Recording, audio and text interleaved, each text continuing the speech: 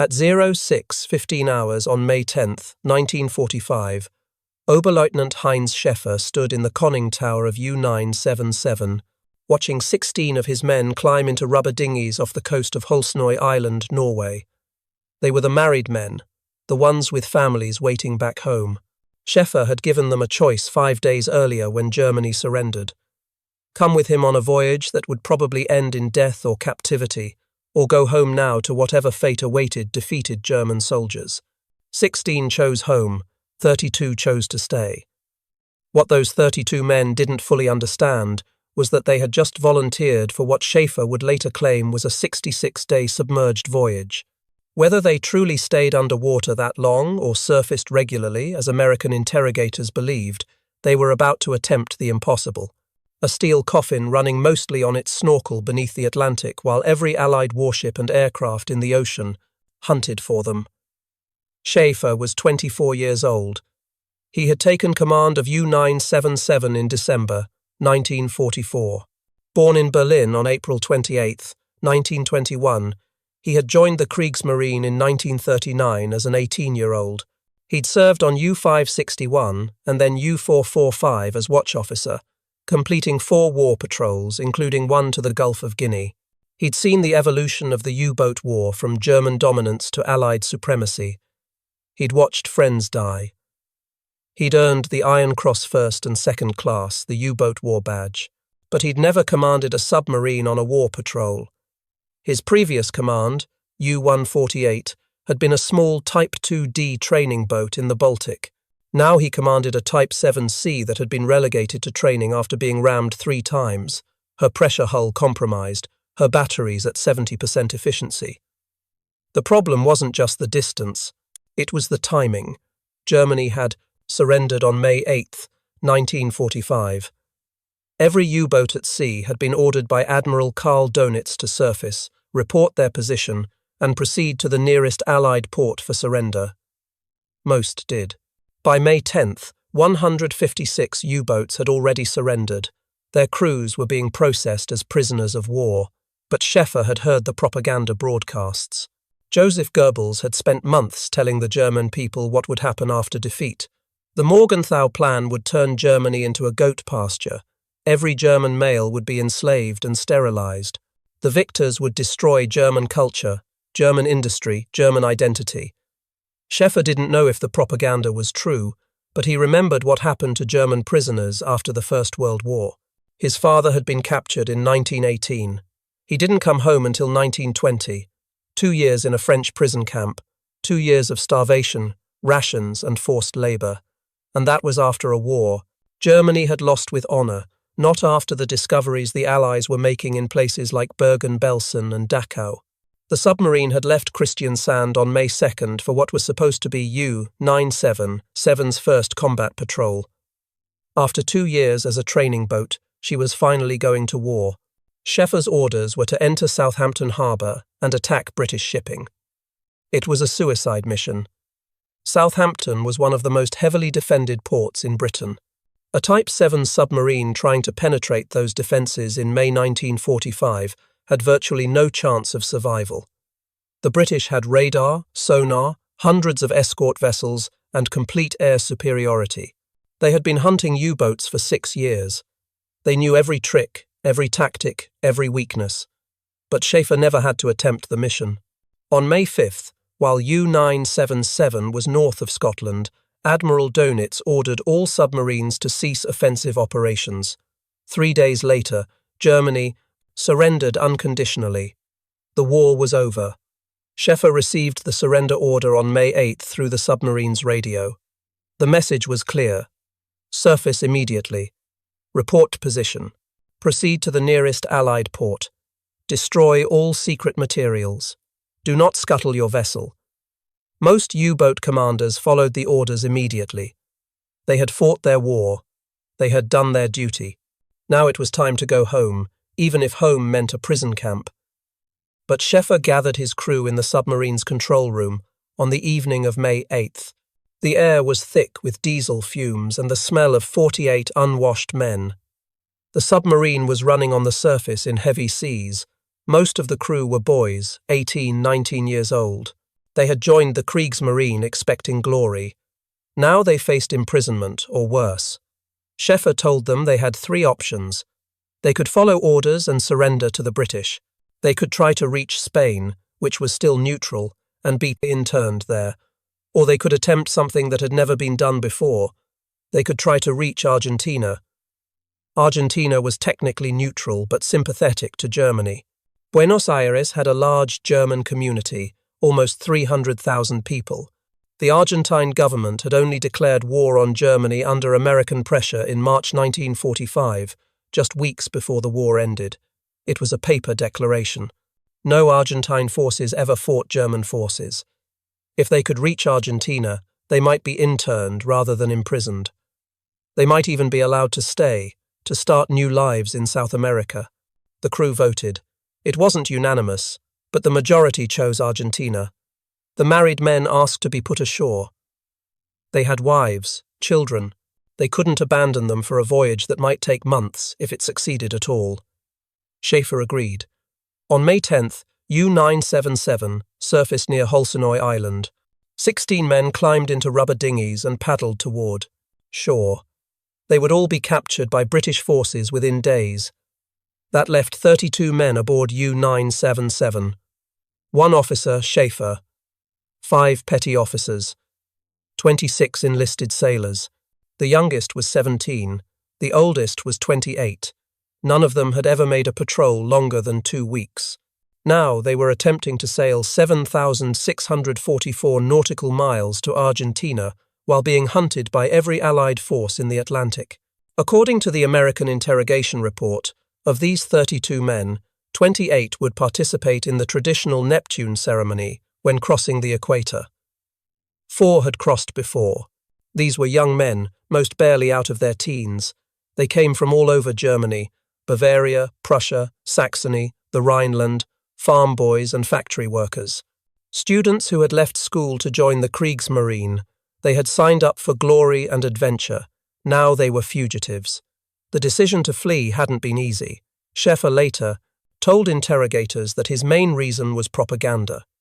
Goebbels had broadcast that the Allies' Morgenthau plan would turn Germany into a goat pasture.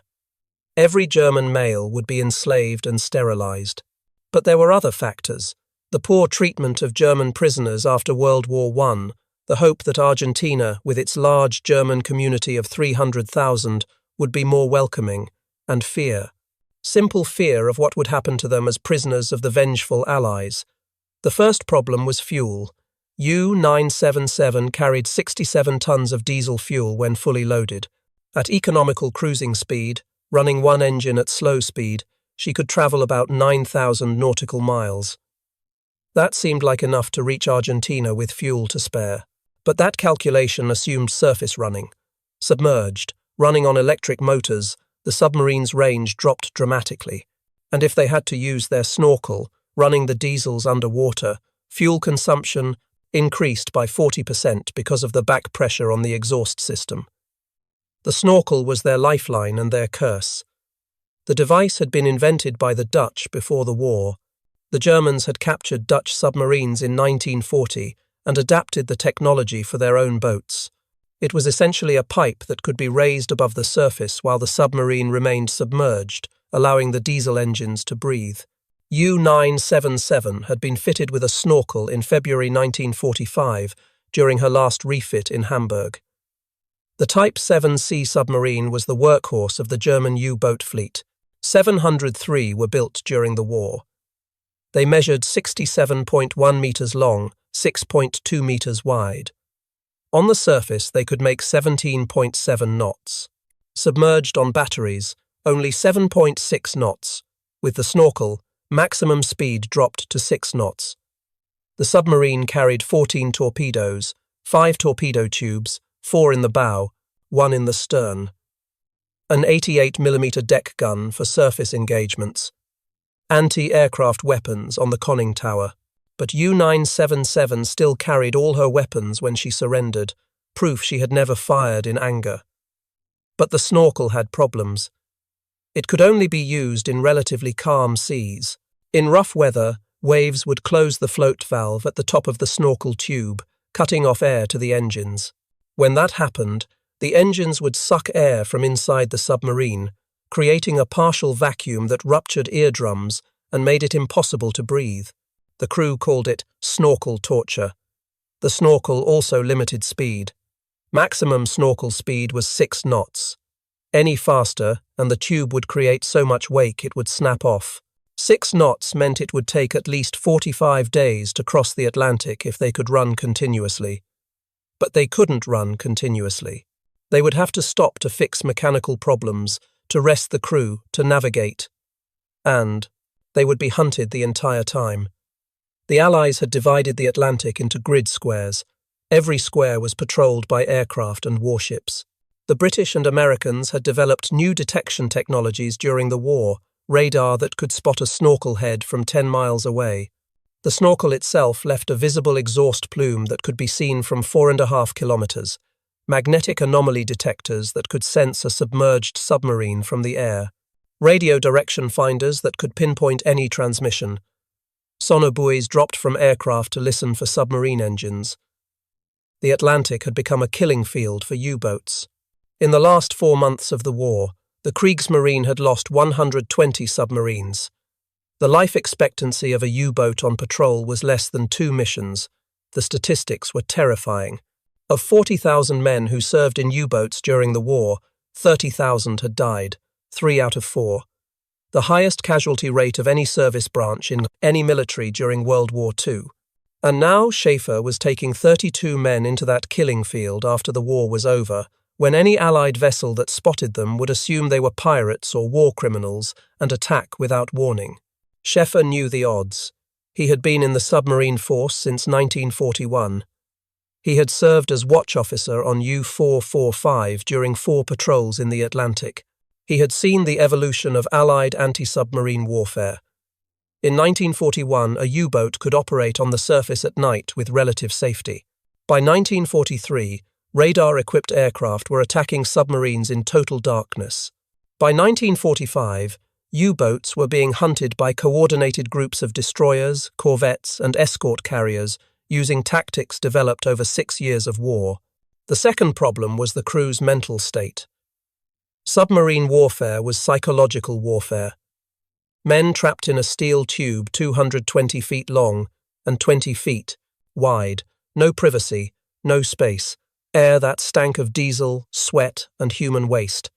The constant fear of depth charges, the knowledge that if something went wrong at depth, there was no escape. German submariners had the highest casualty rate of any service branch. Of 40,000 men who served in U-boats during the war, 30,000 died, 3 out of 4. Those weren't statistics that inspired confidence. And now Schäffer was asking his crew to spend months submerged, breathing recycled air, living on canned food, never seeing the Sunday. On the morning of May 10th, after putting the married men ashore, U-977 submerged and headed west into the North Atlantic. Schäffer had made his decision. They would run submerged during daylight, using the snorkel. They would only surface at night, and only when absolutely necessary. They would maintain radio silence. To the rest of the world, U-977 would simply disappear. The first week was manageable. The crew was still fresh. Morale was reasonable. They were in familiar waters, the North Atlantic between Scotland and Iceland.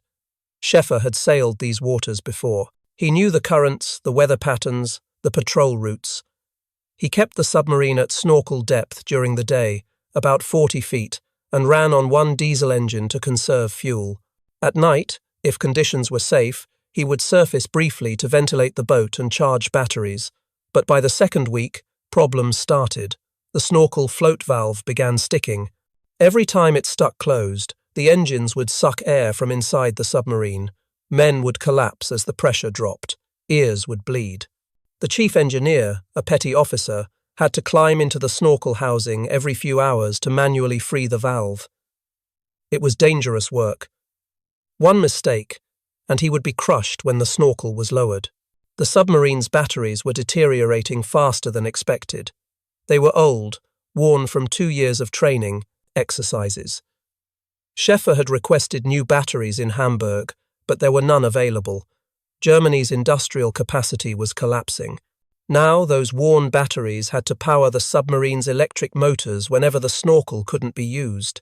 In rough seas, which were common in the North Atlantic in May, they might have to run submerged on batteries for 12 hours or more. By the third week, the crew was showing signs of strain. Living at snorkel depth meant constant motion. The submarine rolled and pitched with every wave. Men couldn't sleep. They couldn't eat without vomiting. The junior sailors, teenagers who had never been to sea before joining the Kriegsmarine, were suffering the most. One boy, 17 years old, from Munich, started showing signs of what the crew called U-boat psychosis. He would stare at the hull, convinced he could hear water leaking in. He would count rivets obsessively. He stopped eating. Schäffer had to maintain discipline without the traditional tools of military command. What authority did he have now? Germany had surrendered. The Kriegsmarine no longer existed. He was asking these men to follow him based on nothing more than personal loyalty and the hope of a better fate in Argentina than in a British prison camp. When a 19-year-old mechanic refused to stand watch, claiming illness, Schäffer couldn't threaten him with court-martial. He could only appeal to crew solidarity. They would all make it, or none of them would. The North Atlantic was the most dangerous part of the voyage. This was where Allied anti-submarine forces were concentrated. Every day they heard warships passing overhead. The sound of propellers transmitted through the water. Destroyers moving at high speed. Slow merchant vessels in convoy. Several times aircraft flew directly over their position. The crew would hold their breath, waiting for the splash of depth charges. But they never came. The Allies were looking for submarines trying to attack convoys or reach Norwegian ports. They weren't looking for a submarine heading south toward the equator. On May 23rd, they detected a large formation of warships heading east. Schäffer counted at least 12 sets of propellers, probably a convoy returning to Britain after delivering supplies to the continent. The submarine went deep, 200 feet, and ran silent on electric motors. The convoy passed directly overhead. The hull groaned from the pressure. Paint flaked off the bulkheads, but they weren't detected. By the fourth week, hygiene had become critical. 48 men had used the submarine's 2 toilets continuously for a month. The toilets, which had to be pumped out through a complex valve system, frequently backed up. The smell was overwhelming. Fresh water was rationed to 1 cup per man per day for drinking. There was no water for washing. Men developed rashes, boils, fungal infections. The submarine's small medical kit had run out of basic supplies. The medic, a 22-year-old from Hamburg, was treating infections with engine grease because it was the only antiseptic left. Food was another problem. U-boats carried mostly canned goods. Canned bread, canned meat, canned vegetables. After a month at sea, everything tasted the same. The cook, trying to maintain morale, would give different names to the same meal. Monday was Atlantic stew. Tuesday was Neptune's feast. It was all the same grey meat in the same grey sauce. Fresh food had run out in the first week. The only variation was sauerkraut, which the crew ate to prevent scurvy. On June 1st, 22 days after leaving Norway, Schäffer made a decision that could have ended their voyage. The snorkel head was vibrating badly. If it broke off, they would have no way to run the diesels submerged. They would have to surface to charge batteries and ventilate, making them visible to any passing aircraft or ship. The problem had to be fixed. Schäffer surfaced the submarine at 2 a.m. in heavy fog. It was the first time they had fully surfaced in 2 weeks. The crew who went topside couldn't believe the sensation of fresh air. Some of them vomited from the sudden change in air pressure. Others just stood there, breathing deeply, feeling rain on their faces for the first time in weeks. Mueller and 2 mechanics worked on the snorkel for 3 hours. They found the problem, a cracked weld where the snorkel tube joined the housing. They patched it with metal strips cut from food cans and sealed with tar from the battery compartment. It was crude, but it held. As dawn approached, U-977 submerged again and continued south. By the 5th week, maintaining course was becoming difficult. The submarine's magnetic compass was unreliable because of the metal hull. The gyro compass needed regular adjustment. Schäffer could only take sun sightings through the periscope during the brief moments when they were at shallow depth and the weather was clear. He was navigating largely by dead reckoning, estimating their position based on speed and elapsed time. A small error could put them hundreds of miles off course. On June 12th, they passed west of the Azores. This was a milestone. They were out of the primary Allied patrol zones. The danger wasn't over, but it was reduced. Schäffer allowed the crew a small celebration, an extra ration of canned peaches, a few bottles of beer that had been hidden in the torpedo room. For a few hours, morale improved. But the worst was still ahead. As they moved south toward the equator, temperatures inside the submarine began rising. The Atlantic in June was warm. At snorkel depth, water temperature was 75 degrees Fahrenheit. Inside the submarine, with no ventilation and 48 human bodies generating heat, temperatures reached 95 degrees. The engine room, where the diesels ran continuously, reached 110 degrees. Men were passing out from heat exhaustion. The medic was treating 2 or 3 cases a day. The humidity was unbearable. Everything was wet. Clothes never dried. Bedding grew mold. Books fell apart. Metal surfaces rusted despite constant maintenance. The electrical systems began shorting out from moisture. The radio, which they weren't using anyway, died completely. Several lighting circuits failed, plunging sections of the submarine into darkness. On June 20th, 41 days into the voyage, they faced their first real crisis. The port diesel engine seized. The chief engineer investigated and found the problem. Salt water had leaked into the lubrication system through a corroded gasket. The engine bearings were destroyed. Without spare parts, which they didn't have, the engine was useless. They would have to continue on one engine, cutting their speed and increasing their fuel consumption. Schäffer calculated their remaining fuel. With one engine, running at the most economical speed, they might have enough to reach Argentina. Maybe. If weather was good. If nothing else broke. If they didn't have to run submerged on batteries too often. It would be close. Very close. Morale collapsed. The crew knew what losing an engine meant. If the other engine failed, they were dead. They couldn't surface and surrender now, even if they wanted to. They had been running silent for 40 days. The Allies would assume they were a German submarine that had refused to surrender. They would be attacked immediately. Their only option was to continue. On June 25th, they crossed the Tropic of Cancer. They were in tropical waters now. The heat was killing them. Men lay in their bunks, barely able to move. The cook stopped preparing hot meals because lighting the galley stove would raise the temperature even more. They ate cold canned food. They drank warm water that tasted of metal and oil. Several men developed symptoms of scurvy despite the sauerkraut. Their gums bled. Their teeth loosened. Then came the event that nearly ended everything. On July 4th, 56 days into the voyage, the remaining diesel engine started overheating. The chief engineer found the problem immediately. The cooling water intake was partially blocked with seaweed and barnacles. To clear it, someone would have to go outside the pressure hull while submerged and manually clean the intake grate. It was insanity, but it was their only option. The engineer volunteered. Using the submarine's escape hatch, he locked himself in the escape chamber, flooded it, and opened the outer hatch. Working in total darkness at 40 feet depth, holding his breath, he cleared the intake grate with a steel bar.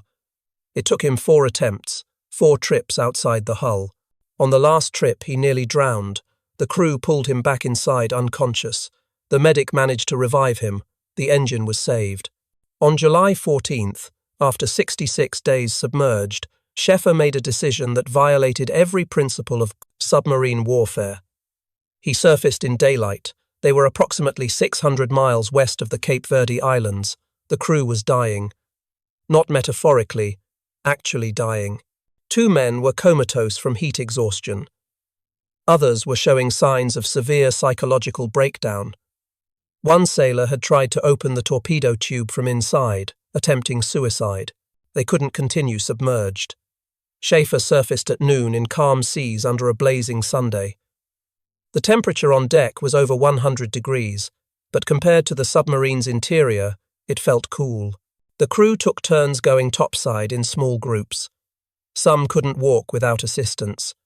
Their muscles had atrophied from 2 months of inactivity in cramped spaces. They sat on the deck, feeling the sun, breathing clean air, remembering what it was like to be human.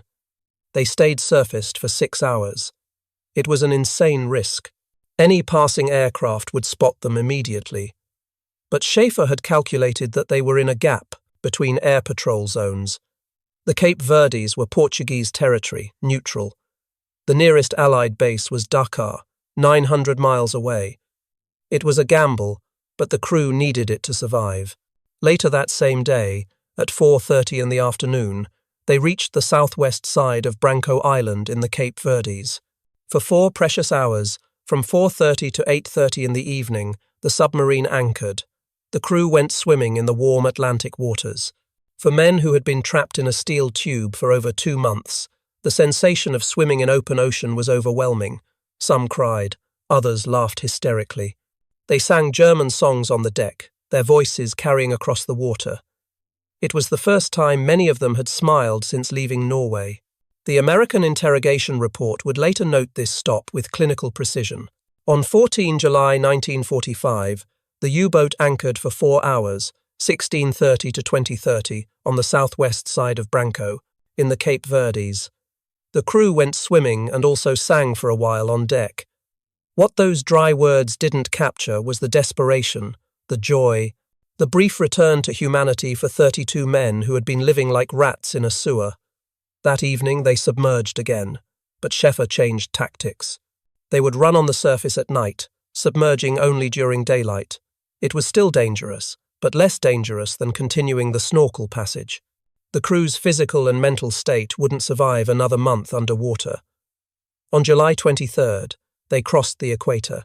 Naval tradition called for a celebration when crossing the equator for the first time. King Neptune would come aboard, new sailors would be initiated, but there was no celebration on U-977. They marked the occasion by eating their last can of peaches. They were in the South Atlantic now. Allied patrols were lighter here. Most anti-submarine forces were concentrated in the North Atlantic and Mediterranean, but they weren't safe. Brazilian naval forces patrolled these waters. Brazil had declared war on Germany in 1942 after U-boats sank Brazilian merchant ships. If they encountered a Brazilian warship, they would be attacked without warning. On July 27th, they saw their first ship in 2 months, a large freighter heading north, probably from Buenos Aires to West Africa. Schäffer ordered the crew to diving stations. They went deep and waited for the freighter to pass. It was a reminder that they weren't alone in the ocean. As they continued south, following the South American coast at a distance of about 300 miles, fuel became critical. They were running on fumes. Mueller had rigged a system to transfer oil from the reserve tanks to the main tanks, squeezing out every drop. But it wouldn't be enough. They needed to refuel or they would drift powerlessly in the South Atlantic until they died or were found. On August 10th, 92, days into the voyage, the engineer reported that they had less than 2 tons of fuel remaining. At their current consumption, that might last 3 days. They were still 400 miles from Mar del Plata. Schäffer reduced speed to 3 knots, barely enough to maintain steerage. The submarine wallowed in heavy seas. Half the crew was too sick to stand watch. The other half was operating on willpower alone. On August 15th, they sighted the Argentine coast, low hills rising from the sea, the mouth of the Rio de la Plata visible to the north. They had less than 500 gallons of fuel remaining, not enough to maneuver if they encountered trouble, not enough to run if they needed to escape, barely enough to reach port. On August 17th, 1945, at 7:30 in the morning, U-977 entered Mar del Plata harbour. 107 days after leaving Norway, 7,644 nautical miles, the longest voyage ever made by a German submarine. The second longest continuous submerged passage in history at 66 days. An Argentine naval vessel approached them. The officer who came aboard couldn't believe what he saw. 32 walking skeletons, men who hadn't bathed in 3 months, men whose clothes were rotting off their bodies, men who had survived what shouldn't have been survivable. Schäffer, who had lost 40 pounds during the voyage, could barely stand. He handed over his vessel to the Argentine Navy and collapsed. The arrival of U-977 caused an international sensation, a German submarine appearing in Argentina 3 months after Germany's surrender. Where had it been? What had it been doing? Immediately, rumours started. The submarine had brought Nazi gold to fund a Fourth Reich. It had carried high-ranking Nazis to safety. Some claimed Adolf Hitler himself had been aboard. The Argentine Navy seized the submarine and interned the crew. But the pressure from the United States was immediate and intense. The Americans wanted answers. Why had U-977 not surrendered? What was its mission? What had it been doing for 3 months? On August 22nd, the crew was transferred to American custody and flown to Washington for interrogation. For weeks, American intelligence officers questioned every crew member separately. They were particularly interested in the submarine's logs, which Schäffer had kept meticulously, every day's position, every mechanical problem, every decision documented. The interrogation was intense. The Americans had a detailed questionnaire. Where exactly had U-977 been on specific dates? Why hadn't they heard the repeated Allied broadcasts ordering surrender? Had they made any attacks after May 8th? Had they landed anyone on the South American coast? Had they stopped in Spain or Africa? The crew's stories were consistent. Too consistent, some interrogators thought. But the submarine's fuel consumption, records, meticulously maintained, proved their route. The amount of diesel fuel remaining, less than 500 gallons when they arrived, matched perfectly with a direct voyage from Norway. The September 19th, 1945, Office of Naval Intelligence report was comprehensive. It noted that U-977 had departed Kristiansand at 2200 hours on May 2nd, that the submarine had been ordered to attack shipping in Southampton, that 16 men had left at Holsenoy on May 10th between 0230 and 0330 hours. The report stated the submarine made for the Iceland passage on course 300 degrees, diving once on sighting a plane and once on sighting a ship. This description contradicted Schäffer's later claim of continuous submergence. The Americans found no evidence of Nazi gold, no evidence of passengers. The submarine's torpedoes were all accounted for, proving they hadn't attacked any ships after the ceasefire. The crew's story was consistent. They had fled to Argentina to avoid Soviet captivity. It was an epic voyage of survival, nothing more. But the suspicions persisted.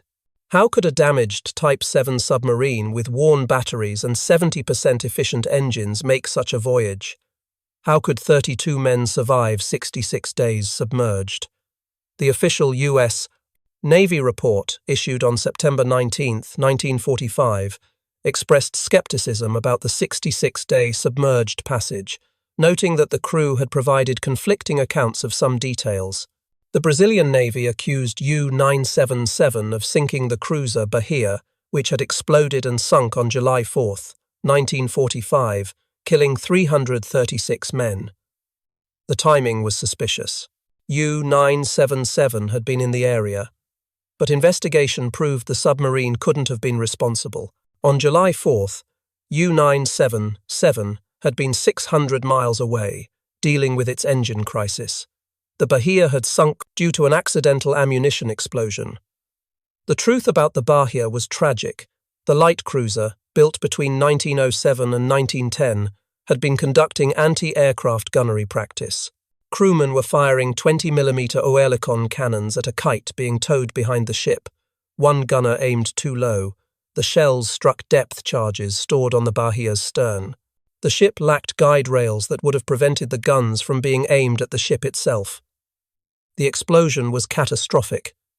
The Bahia sank in 3 minutes. 336 sailors died, including 4 American sound technicians. Only 36 survived, floating on makeshift rafts for 4 days in shark-infested waters before being rescued by the British merchant ship Balfe. Vice Admiral Jorge Dodsworth Martins of the Brazilian Navy initially suspected U-boats. The timing seemed too coincidental. 2 German submarines appearing in Argentina just after a Brazilian warship mysteriously exploded? But the mathematics didn't work. U-530 had arrived at Mar del Plata on July 10th, just 6 days after the Bahia sank. Even at maximum speed, no submarine could have covered that distance in 6 days.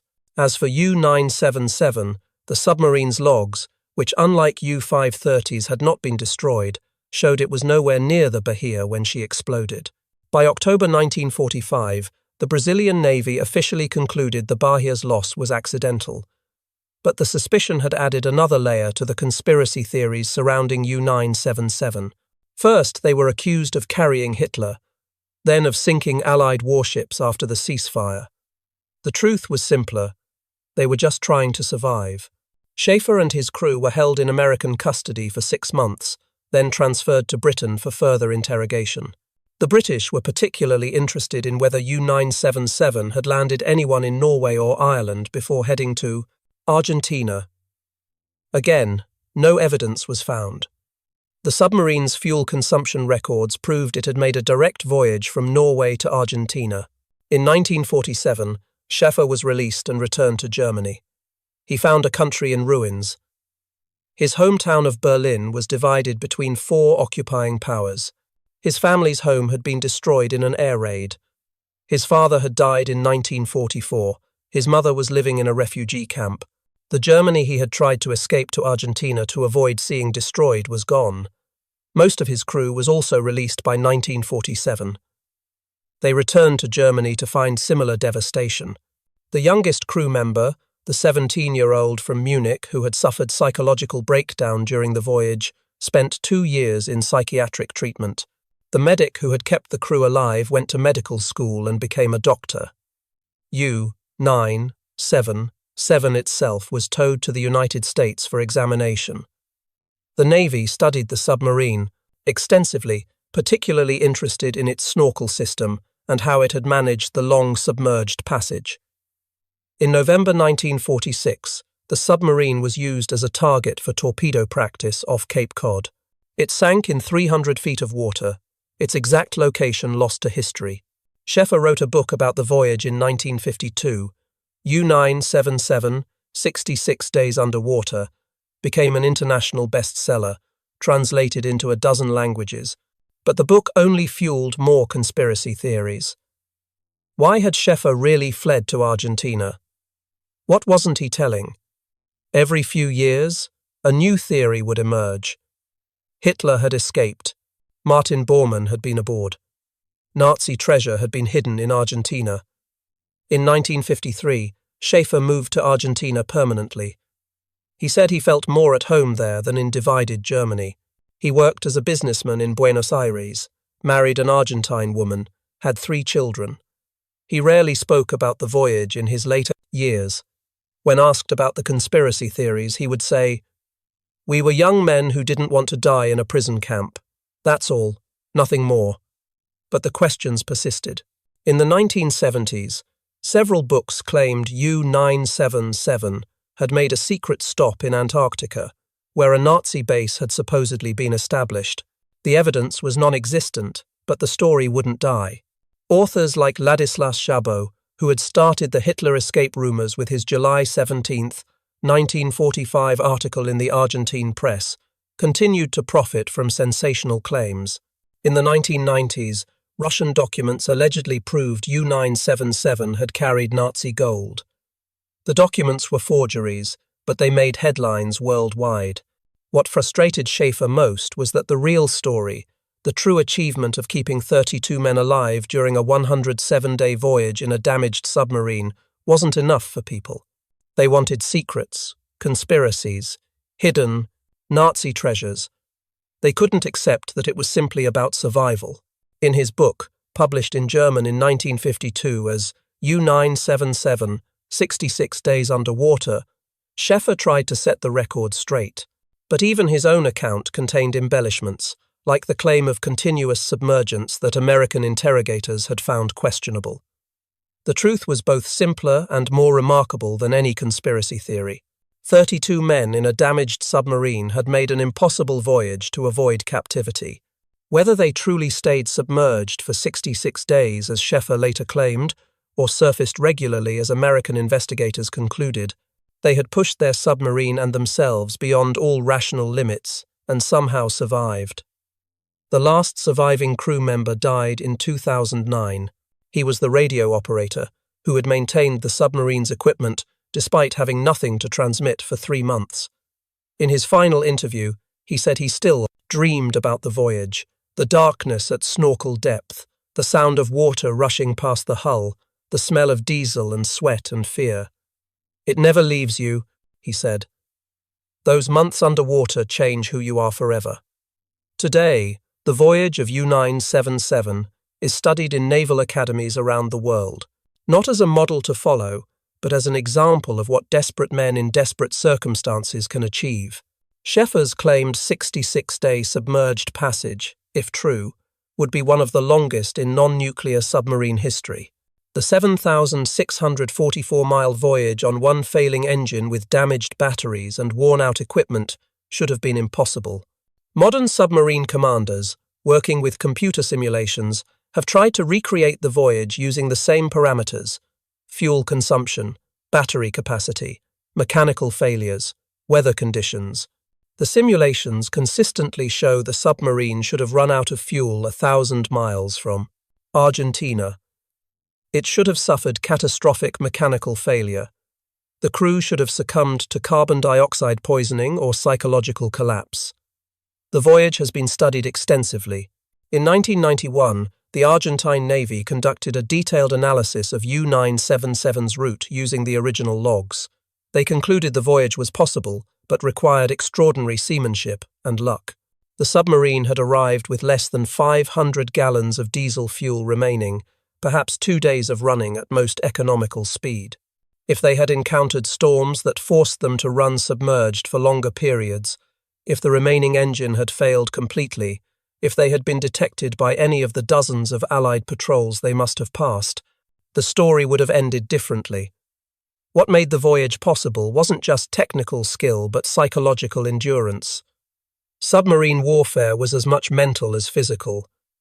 The crew lived with constant fear of detection, fear of mechanical failure, fear of running out of fuel, fear of each other. In the confined space of a Type VIIc submarine, with no privacy, no escape from the smell and heat and pressure, men could break. Some did. The unnamed sailor who tried to open the torpedo tube from inside, the ones who became catatonic from heat exhaustion, the ones who stopped eating, stopped talking, stopped responding to orders. Modern psychologists studying the voyage have noted that the crew's survival depended on maintaining routine and discipline even after the war ended. Even after Germany ceased to exist as a nation. They still stood watches. They still maintained the submarine. They still followed orders from a 24-year-old commander whose authority came from a government that had surrendered. It was this adherence to structure that kept them from descending into chaos. But U-977 made it. Against every odd, against every calculation, against every reasonable expectation, 32 men in a broken submarine crossed the Atlantic and reached Argentina. They did it through a combination of skill, luck, and sheer refusal to give up. The repairs held. Schäffer's navigation was accurate. The crew maintained just enough discipline to keep functioning. The conspiracy theories will probably never die. The story of a German submarine appearing in Argentina 3 months after the war ended is too compelling. Schäffer's claim of 66 days submerged is too incredible. The survival of the crew is too unlikely. People want there to be a hidden reason, a secret mission, a darker truth. But sometimes the truth is exactly what it appears to be. Sometimes young men faced with impossible choices make impossible decisions and somehow succeed. Sometimes a broken submarine held together with piano wire and tar makes a voyage that shouldn't be possible. Sometimes 32 people refuse to accept defeat and achieve something that defies every trace expectation. Heinz Schäffer died on January 15, 1979, in Berlin. He was 57 years old. His funeral was attended by surviving crew members who had made the voyage with him 34 years earlier. They didn't speak much. Men who have shared that kind of experience don't need words. They stood by his grave, old men remembering when they were young and did something the world said couldn't be done. His gravestone bears a simple inscription. Heinz Schäffer, 1921 to 1979, Commander U-977. Nothing about the disputed 66 days submerged, nothing about the 7,000-mile voyage, nothing about the impossible escape that made history. Just a name, dates, and the number of a submarine that refused to surrender. That's how impossible voyages actually happen. Not through grand plans or secret missions, but through ordinary people refusing to accept defeat.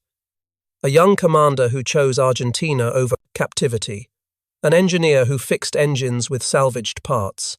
A crew that stayed together when everything said they should fall apart. If you found this story as compelling as we did, please take a moment to like this video. It helps us share more forgotten stories from the Second World War. Subscribe to stay connected with these untold histories. Each one matters. Each one deserves to be remembered. And we'd love to hear from you. Leave a comment below telling us where you're watching from. Our community spans from Texas to Tasmania. From veterans to history enthusiasts, you're part of something special here. Thank you for watching, and thank you for keeping these stories alive.